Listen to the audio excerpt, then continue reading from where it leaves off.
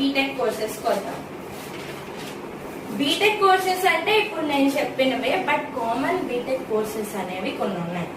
అవి ఏంటంటే ఇందాక చెప్పినవి mechanical engineering, electronics and electrical engineering, electronics and communicational engineering, civil engineering and at the last computer science engineering. Computer science engineering వచ్చే ముందు మనం ఆ ఫోర్ కోర్ ఇంజనీరింగ్ కోర్సెస్ గురించి తెలుసుకుందాం.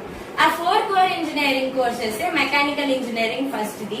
అదేంటంటే ఇక్కడ మొత్తం మీకు ఆటోమొబైల్స్ అండ్ మెషిన్స్ తో పని ఉంటుంది. వాటికి యొక్క జనరేటింగ్ సిస్టమ్ అవన్నీ లైక్ ఎలక్ట్రికల్ మోటార్ గానీ లేకపోతే ఇంజిన్ గానీ వాటి ఫంక్షనింగ్ గురించి మొత్తం మీకు చెప్తూ ఉంటాడు. అది ఒక్కొక్కటిగా చెప్తాను చూడండి.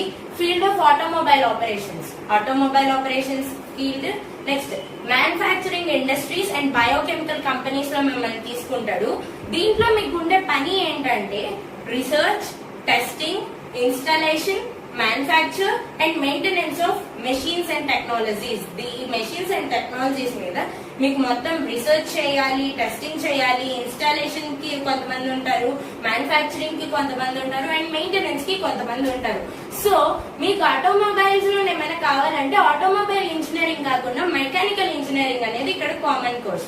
అండ్ మీకు దీంతో పాటు ఎక్స్ట్రా కోర్సెస్ నేర్చుకోవచ్చు, CAD and CAM.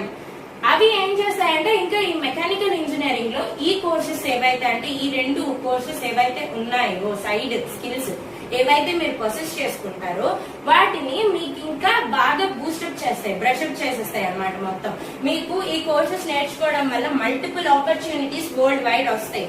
Diploma mechanical engineering అనేసి వేరేది ఉంటది, అది 10th అయిపోయాక వస్తుంది. బట్ అది మన టాపిక్ కాదు, ఇక్కడ ఇంటర్ ఎంపీసీ తర్వాత నేను చెప్తున్నాను కాబట్టి ఇది ఇలా చెప్పాను. ఇది మెకానికల్ ఇంజనీరింగ్. బట్ అక్క నేను మెకానికల్ ఇంజనీరింగ్ తీసాను కానీ నాకు దాని మీద ఇంట్రెస్ట్ లేదు, ఎన్సెట్ లో ర్యాంక్ రాకపోవడం వల్ల తీసాను, బట్ నాకు కంప్యూటర్ సైన్స్ మీద ఇంట్రెస్ట్ ఉంది, నాకు అందులో ఫ్రీ సీట్ కావాలి అనుకుంటే మీకు ఒక ఛాన్స్ ఉంటుంది. ఏంటి అంటే ఫస్ట్ ఇయర్ లో మీకు ఎగ్జామ్స్ అదే ఫస్ట్ ఇయర్ మీకు యాక్చువల్ గా అన్ని కోర్సెస్ ఒక దగ్గర పెట్టి నేర్పిస్తాడంట. ఫస్ట్ ఇయర్ మొత్తానికి ఒక దగ్గర. ఆమె బైపీసీ స్టూడెంట్, నాకు అంతగా తెలియకపోవచ్చు, బట్ నేను విన్న దాని ప్రకారం ఫస్ట్ ఇయర్ లో మీకు సిలబస్ అందరికి ఏ బ్రాంచ్ తీసిన వాళ్ళకైనా అందరికి ఒకటే సిలబస్ ఉంటుందంట. సో దాన్ని బట్టి చూసుకుంటే మీరు ఎవరైతే టాప్ చేస్తారో ఆ టాప్ 1 స్టూడెంట్ కి మీకు నచ్చిన బ్రాంచ్ కి మీరు వెళ్లే అవకాశం ఉంటుంది. అది సిఎస్ఈ చేసుకోవాలంటే సిఎస్ఈ చేసుకోవచ్చు. ఆర్ ఎల్స్ మీకు సెకండ్ ఇయర్ లోని ఏ కోర్స్ కైనా చెప్తున్నానండి, ఓన్లీ మెకానికల్ కే కాదు, ట్రిపుల్ కైనా, ఈసీఈ కైనా, సివిల్ కైనా, దేనికైనా ఇది వర్తిస్తుంది. సో మీకు నెక్స్ట్ కంప్యూటర్ సైన్స్ ఇంజనీరింగ్ కి వెళ్ళిపోవాలి, సాఫ్ట్వేర్ సైడ్ వెళ్ళాలి అనుకుంటే మీకు సెకండ్ ఇయర్ లోని యాక్చువల్ గా మీకు ఏం చెప్తాడు అంటే మీకు కొన్ని సాఫ్ట్వేర్ ప్రోగ్రామింగ్ లాంగ్వేజెస్ కి కూడా నేర్పిస్తాడు. Like C languages, Python, artificial intelligence అవన్నీ. దానికి మీరు ఎక్స్ట్రా మనీ పే చేయాలి. సో పే చేయడం వల్ల పే చేసుకొని మీరు సర్టిఫికేషన్ పొందాలి. సర్టిఫికేషన్ పొందాక మీకు ప్లేస్మెంట్స్ లోనైనా జాబ్స్ వస్తాయి. ఇప్పుడు ఎలా అంటే కోర్ జాబ్స్ ఎంత మంది చేసినా అందరూ సాఫ్ట్వేర్ సైడ్ వెళ్తున్నారు, వాళ్ళ ప్యాకేజెస్, వాళ్ళ ఫెసిలిటీస్ అవన్నీ చూసుకొని. సో అలా చేయాలనుకుంటే ఇది మెథడ్ మీరు ఫాలో అవ్వచ్చు. అండ్ ఆ తర్వాత వచ్చేసరికి ఎలక్ట్రికల్ ఇంజనీరింగ్ లో మీకు ఫీల్డ్స్ ఎలా వస్తాయి అంటే networking engineering, nuclear engineering, sound engineering, acoustics engineering, aerospace engineering. ఇవి కూడా మీకు ఫండమెంటల్స్ గా కొన్ని ఉంటాయి, అంటే వీటిలో సబ్ ఫీల్డ్స్ కూడా ఉంటాయంట. అండ్ వీటి గురించి సబ్ ఫీల్డ్స్ కాకుండా వీటన్నింటి గురించి మీకు ఎలక్ట్రానిక్స్ అండ్ ఎలక్ట్రికల్ ఇంజనీరింగ్ లోని ఉంటుంది. చెప్పడం మర్చిపోయాను, మీకు మెకానికల్ ఇంజనీరింగ్ కి, ఎలక్ట్రికల్ ఇంజనీరింగ్ కి, ఈసీఈ అంటే ఎలక్ట్రానిక్స్ అండ్ కమ్యూనికేషన్ స్కిల్స్ కి కూడా బాగా యూజ్ అయ్యే కోర్ సబ్జెక్ట్స్ ఏంటంటే మ్యాథ్స్, ఫిజిక్స్ అండ్ కెమిస్ట్రీ. దీని మీద మీకు చాలా అంటే చాలా గ్రిప్ ఉండాలి. అండ్ ఈసీఈ 3 కోర్సెస్ కి, ఈసీఈకి, ఎలక్ట్రానిక్స్ ఇంజనీరింగ్ అంటే ట్రిపుల్ కి, మెకానికల్ కి, మెక్ కి మీకు maths and physics is mainly important.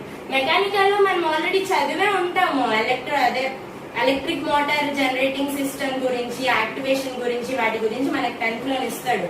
Motor గురించి, డీసీ కరెంట్, ఏసీ కరెంట్, ఇవన్నీ వీటి మీద దానికి మరీ డెప్త్ లో ఇప్పుడు ఈ సర్క్యూట్ సిస్టమ్ ఎలాగుందో అది ట్రిపుల్ లో నేర్పిస్తాడు. బట్ మోటార్స్ కి వచ్చేసరికి అయితే మెకానికల్ లో నేర్పిస్తాడు. సో అలా ఉంటుంది మీకు. ఈ సబ్జెక్ట్స్ మీద మీకు కరెక్ట్ గా గ్రిప్ ఉంది, మీరు క్యాపబుల్ అనుకుంటే నేను ఇది ఎలాగైనా నేర్చుకుంటాను, నాకు ఎంత స్ట్రెస్ వచ్చినా పర్లేదు, ఎంత డిఫికల్ట్ అయినా ఆ సమ్స్ ఎంత డిఫికల్ట్ అయినా నేను సాల్వ్ చేయగలను అనుకుంటే you can go through your passionate branch. So ఇంకా ఎలక్ట్రానిక్స్ గురించి చెప్తాను, EEE గురించి. ఇదేంటంటే మొత్తం ఎలక్ట్రానిక్స్ యొక్క స్టడీ, అంటే ఏ వైకి ఏ ఫిట్టింగ్ చేయాలి, ఏ సర్క్యూట్ ని ఎలా కలపాలి అనేవి. సో దీంట్లోని మీరు ఏ సెక్టర్స్ లో ఎంప్లాయ్మెంట్ ని పర్స్యూ చేసుకోగలరు అంటే ఫెడరల్ ఆర్ గవర్నమెంట్ ఫోర్సెస్ లో పర్స్యూ చేయొచ్చు, ఆటోమోటివ్ ఇండస్ట్రీస్ లో పర్స్యూ చేయొచ్చు, aeroplane and air space manufacturing industries లో పర్స్యూ చేయొచ్చు, కన్సల్టింగ్ లో కూడా పర్స్యూ చేయొచ్చు. అండ్ సో ఇక్కడతో EEE అయిపోయింది, మెకానికల్ సైడ్ కూడా అయిపోయింది. ఇప్పుడు coming to ECE, electronics and communication engineering. ఇవేంటి అంటే మనం జనరల్ గా ఫోన్ లో మాట్లాడడం గానీ, టీవీ చూడడం గానీ, ల్యాప్టాప్ ని రన్ చేయడం గానీ, ఇలాంటి వాటికి మనకి సిగ్నల్స్ వస్తూ ఉంటాయి. సిగ్నల్స్ రాకపోతే అక్కడ పని జరగదు. ఇప్పుడు మనకి నెట్వర్క్ కావాలన్నా అక్కడ సెల్ టవర్ నుంచి మనకి సిగ్నల్స్ రావాలి. సో ఇలాంటి వాటికి ఈ శాటిలైట్ కమ్యూనికేషన్స్ మీద వర్క్ చేసే వాళ్ళే ECE ఇంజనీరింగ్ ని ప్రిఫర్ చేస్తారు. అండ్ వాళ్ళు ఆ సైంటిస్ట్ గానీ, ఆ రీసెర్చర్స్ గానీ, ఆ ఇంజనీర్స్ గానీ అవుతారు, ఆ టెక్నాలజిస్ట్ గానీ అవుతారు. సో ఇందులోకి వచ్చేసరికి సేమ్ అలానే కోర్ జాబ్స్ పడతాయి, సాఫ్ట్వేర్ పడతాయి. ఎలా అంటే మనం సాఫ్ట్వేర్ సెకండ్ ఇయర్ నుంచి నేర్చుకుంటాం లాంగ్వేజెస్ అన్నాను కదా. సో అలాగా మనకి జనరల్ గా CSE కి ECE కి చూసుకుంటే మనకి ECE కి హైలీ ప్యాకేజ్ ప్లేస్మెంట్స్ అయితే రావు, బట్ రిక్రూట్మెంట్స్ అయితే ECE వాళ్ళని ఇండస్ట్రీ స్కేల్స్ వాళ్ళు, MNC స్కేల్స్ వాళ్ళు, MNC కంపెనీస్ వాళ్ళు ఎక్కువగా తీసుకోవడం జరుగుతుందంట.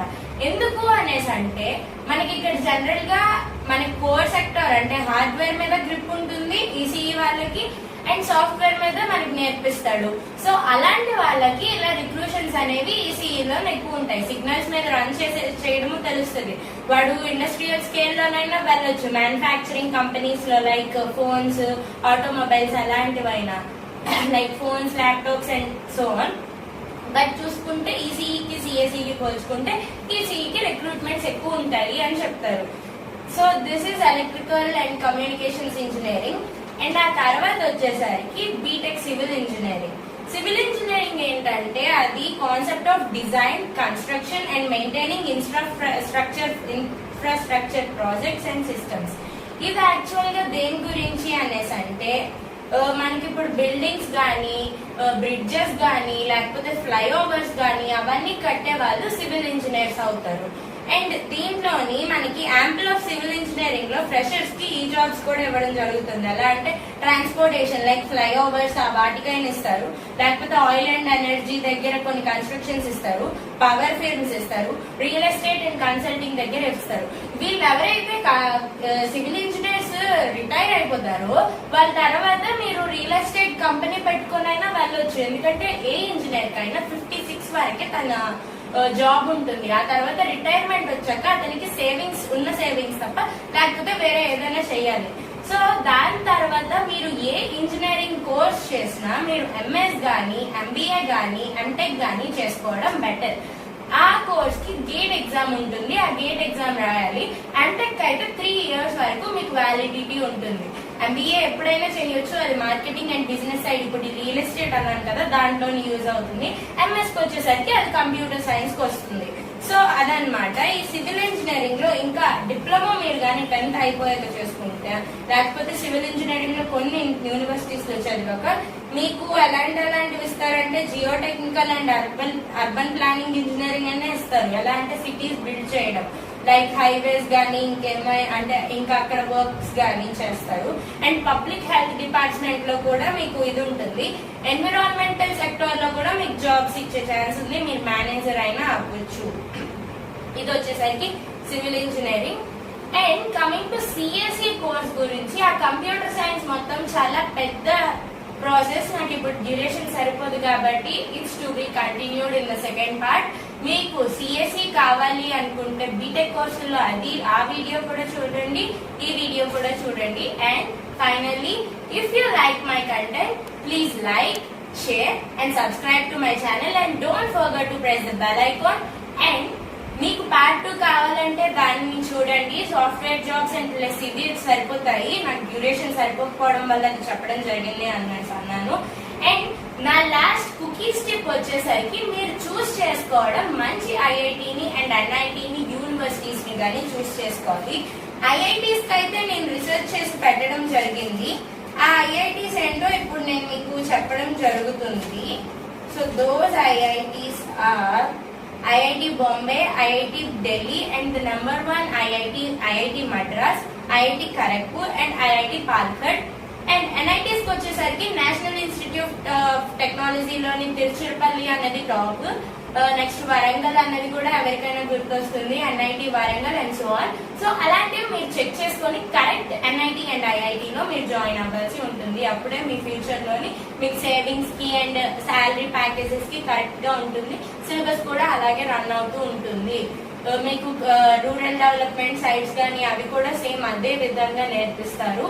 అండ్ ఆ తర్వాత వచ్చేసరికి నా సెకండ్ వచ్చేసరికి మీకు దేనిలోనైనా ఆప్టిట్యూడ్ అండ్ రీజనింగ్ మీద పట్టు ఉండాలి. మీకు ఇది కాకుండా ఇంజనీరింగ్ చేసి మీరు గ్రూప్స్ కి ఐ మీన్ సివిల్స్ కి ప్రిపేర్ అవ్వాలనుకుంటే దానికి కూడా మీకు యూజ్ అవుతుంది. సో మీరు దేనికి వెళ్ళినా social I mean general knowledge and ఈ ఆప్టిట్యూడ్ అండ్ రీజనింగ్ అయితే అలా చూస్తూ ఉండాలి. అండ్ మీరు ఎండ్ మూమెంట్ వరకు ఏవైతే సాఫ్ట్వేర్స్ అప్డేట్ అవుతూ ఉంటాయో అవన్నీ నేర్చుకుంటేనే మీరు ప్రొడక్టివ్ గా మీ సక్సెస్ కి వెళ్ళి రీచ్ అవ్వగలరు. నాకు ఇదే సాఫ్ట్వేర్ వచ్చు నేను ఇంతటితో ఆపేస్తా అంటే అలా కాదు. ఎన్ని సాఫ్ట్వేర్స్ అప్డేట్ అవుతాయో అవన్నీ నేర్చుకుంటూ ఉండాలి. అప్పుడే మీరు ఒక ఇంజనీర్ గా సాఫ్ట్వేర్ ఇంజనీర్ సైడ్ వెళ్తే ఆ ఇంజనీర్ గా మీరు కరెక్ట్ గా మీ ప్రాజెక్ట్స్ ని టేకప్ చేసుకొని సక్సెస్ రేట్ ని రీచ్ అవ్వగలరు. So that's all for this video and this is Kuki Kashi signing off.